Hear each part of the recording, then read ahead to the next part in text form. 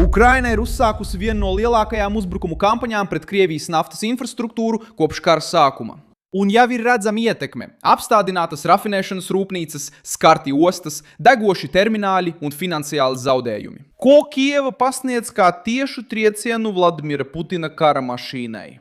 Šajā piekdienā, 2026. gada 24. aprīlī, krīzes galvenais punkts ir vienkāršs. Ukrainas droni sāka mērķēt uz Krievijas iebrukuma ekonomisko sirdi. Tie trāpa naftai, kas palīdz Maskavai finansēt karavīrus, ieročus, degvielu un loģistiku frontē. Es tev visu to tūlīt pastāstīšu, bet tagad tu noteikti vēlēsies abonēt kanālu, lai turpinātu būt labi informēts. Informācija reāla laikā, ar augstāko žurnālistikas kvalitāti, kādu jebkad esi redzējis. Uzticamības standarts Milsons Alves. Notika sekojošais. 18. aprīļa naktī Ukrainas droni devās uzbrukumā dažādiem Krievijas reģioniem, kuru mērķi bija saistīti ar naftu, degvielu un eksportu. Samārā tika skartas svarīgas naftas pārstrādes rūpnīcas. Ļeņingradā par mērķi kļuva Visotskas termināls, kas ir saistīts ar Lukoilu. Krasnodarā uzmanība tika pievērsta sūknēšanas iekārtām un maršrutam, kas palīdz Maskavai eksportēt enerģētikas produktus. Reuters ziņoja, ka Krievijas vietējās amatpersonas un Ukrainas avoti ziņoja par uzbrukumiem naftas pārstrādes rūpnīcām, naftas noliktavai okupētajā Krimā un terminālim Marokas jūrā. Krievija mēģināja atbildēt ar ierasto versiju. Tā apgalvoja, ka ir notriekusi simtiem Ukrainas dronu.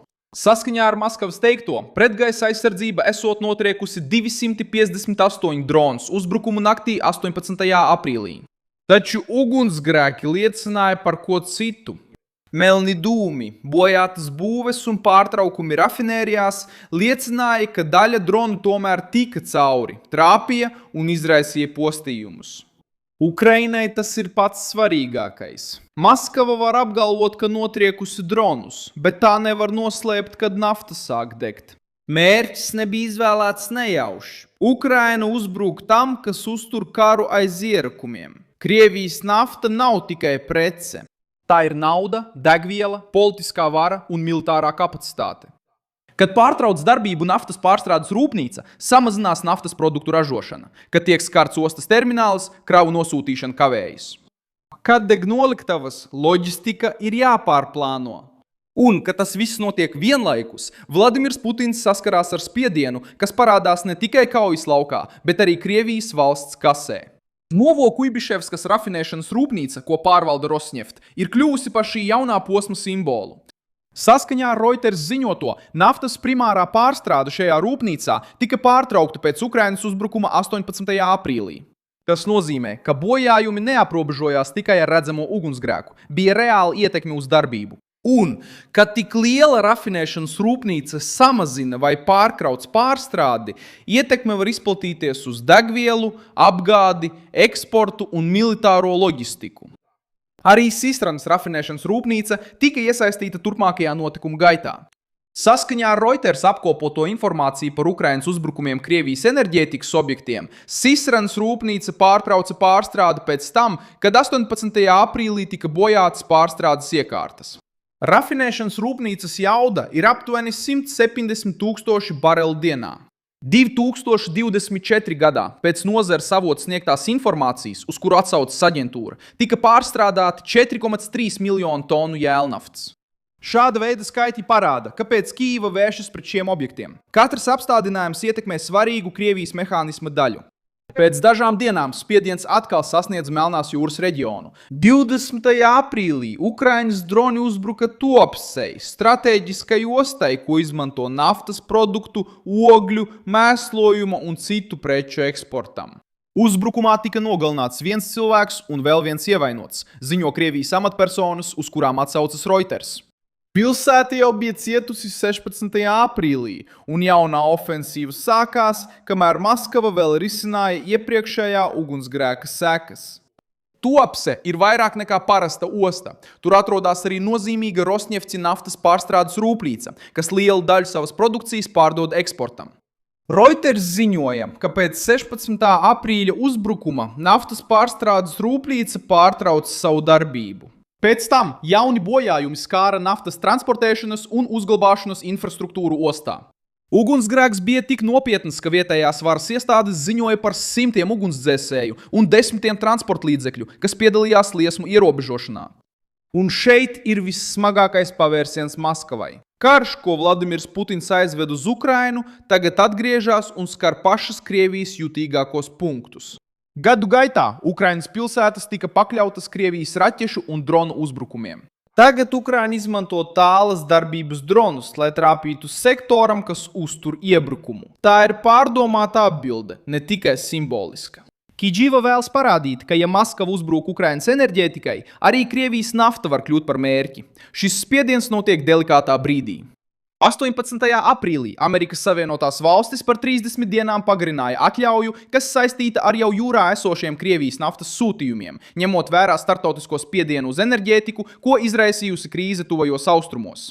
Aģentūra Associated Press ziņoja, ka šis lēmums tika pieņemts neilgi pēc tam, kad finanšu ministrs Skots Bezants norādīja, ka pārtraukums netiks pagarināts.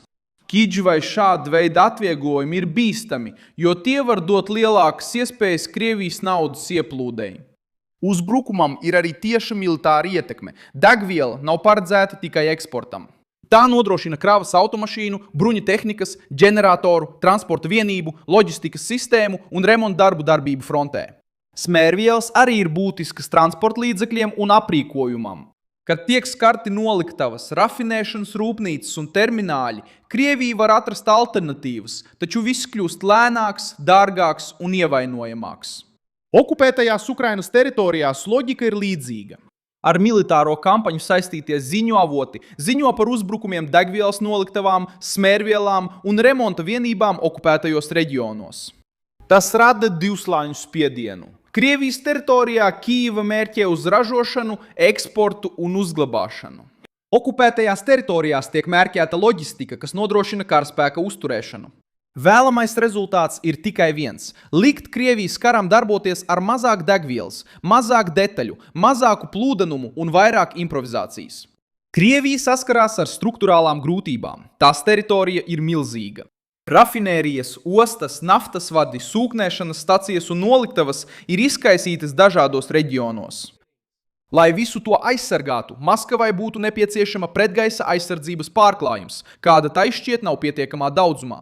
Ja tiek pastiprināta kāda rafinērija, var palikt neaizsargāta cita osta. Ja tiek aizsargātas militārās bāzes, var palikt neaizsargāti uzglabāšanas tvertnes. Ja sistēmas tiek pārvietotas tuvāk naftas objektiem, tiek vājinātas citas vietas. Tā ir problēma bez viegla risinājuma. Arī Baltijas jūra ir nozīmīga šajā spēlē. Tādi termināļi kā Primorska, Ustluga un Visotska ir svarīgi Krievijas naftas eksportam. Kad Ukraina trāpa šajos koridoros, tā neskar tikai vietējo infrastruktūru. Tā ietekmē maršrutus, kas tiek izmantot, lai nogādātu naftu un tās produktus startautiskajā tirgū. Tas palielina kavēšanos, paaugstina risku pircējiem un piespiež Krieviju pārkārtot kravu nosūtīšanu. Ilgstošā karā katra kavēšanās rada izmaksas. Speciālists Boris Aronšteins uzskata uzbrukumus naftas eksporta infrastruktūrai par vienu no nopietnākajiem draudiem Krievijas eksportam kopš kara sākuma, liecina Radio Brīvā Eiropa, Radio Brīvība ieraksts. Šis vērtējums palīdz izskaidrot, kāpēc šie uzbrukumi piesaista tik lielu uzmanību. Tas nav atsevišķs sprādziens. Tas ir mēģinājums vājināt galveno Krievijas ārvalstu ienākumu avotu. Tas ir postoši Krievijai. Tas nav tikai ugunsgrēks, tā ir virkne notikumu. Samara, Sisrana, Novokubiševska, Visotska, Tuapse, okupētā Krima un citi ar enerģētiku saistīti maršruti nonāk zem tāda paša spiediena. Krievija nodzēš vienu liesmu un uzreiz parādās cita.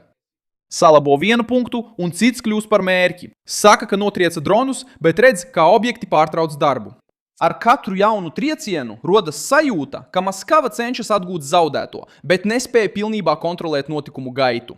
Krievija joprojām cenšas pretoties, noliegt un pārkārtoties, taču aprīļa uzbrukumi atklāja neērtu realitāti Putinam. Maskavas lielākais ekonomiskās varas avots ir kļuvis par atklātu mērķi Ukrainas droniem. Uzspied patīk šim video, abonē kanālu un beigās ieskaties komentāros, lai tu vēl vairāk iesaistītos Milsonalves kopienā.